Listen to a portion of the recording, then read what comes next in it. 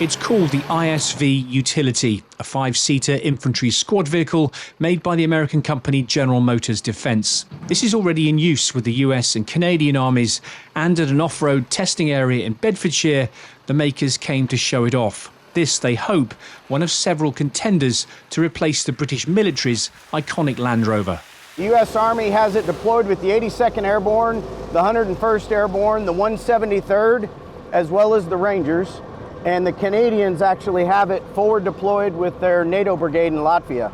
You probably heard a lot of the media talking about current budgets and what they're trying to get in. It's about building and delivering at scale, but also at the right price point. And that's where you look at vehicles that we call MILCOTs, military commercial off the shelf, and the ability for you to be able to take what is commercially available, slightly modify it, and utilize it for military operations. After a short briefing from our instructor, Pat, so you need that as tight as you can down on your hips. It was my turn to take this £180,000 vehicle for a spin. That's good. To make this pitch, GM has teamed up with two other defence giants, BAE Systems and MP Aerospace, to form what they call Team Lion Strike. For the British military, this vehicle would be an off-the-shelf solution.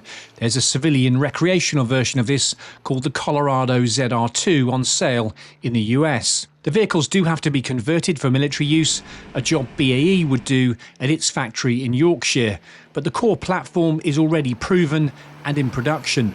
GM is also keen to point out its historic links to the British Army. During the Second World War, the Long-Range Desert Group delivered SAS squadrons deep into the North African desert aboard Chevy trucks. Chevrolet is part of General Motors. So is this the future? Should most military vehicles be built from existing components sourced from around the world? Or should countries like Britain maintain a largely sovereign defence sector, designing and producing military-specific vehicles from scratch? So one good example of that debate is the Ajax armoured fighting vehicle, which has come into operational service with the British Army.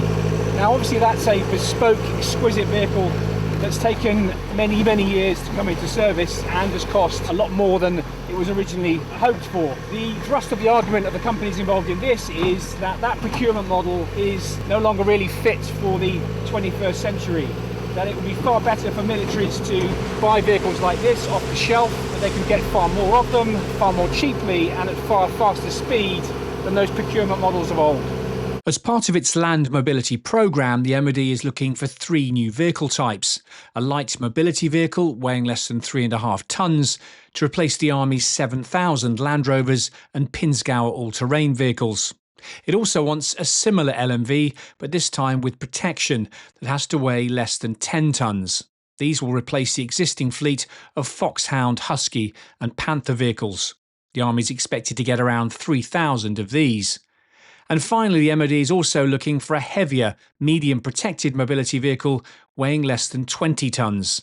This is to replace the Mastiff, Ridgeback and Wolfhound. The order for this could run to 1,600. One of, if not the biggest threat all these vehicles will now have to face is drones. GM make a protected version of this squad vehicle for that very reason. They've also teamed up with a Norwegian company that makes clip-on modules that fit the back of these vehicles.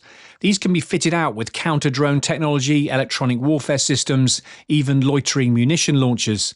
They can also carry a deployable tethered drone system that can offer 360-degree surveillance, ISR, above a location. The modular system means all this can be removed and updated easily. The nice thing about detaching the capability from the vehicle is that you can remove the system and personnel from, for example, a drone or a counter-UAS system or a power solution.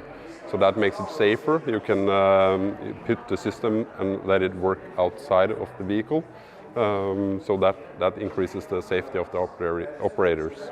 In January, the MOD issued what's called an RFI, a request for information from manufacturers, essentially asking them to express an interest in bidding for the contract to provide a new LMV, light mobility vehicle. At the moment, the British military has more than a dozen different types of protected patrol and light utility vehicles. The MOD's land mobility programme will see that cut to just 3.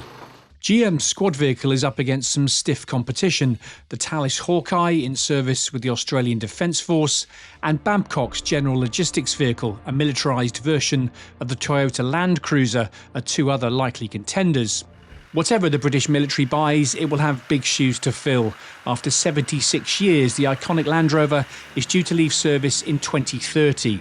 The decision on what replaces it is expected to come in October next year, with the military's new vehicles due to enter service sometime before 2029. Simon Newton, BFBS Forces News at Millbrook Proving Ground in Bedfordshire. Thanks for watching. For more from BFBS Forces News, like and subscribe to our channel.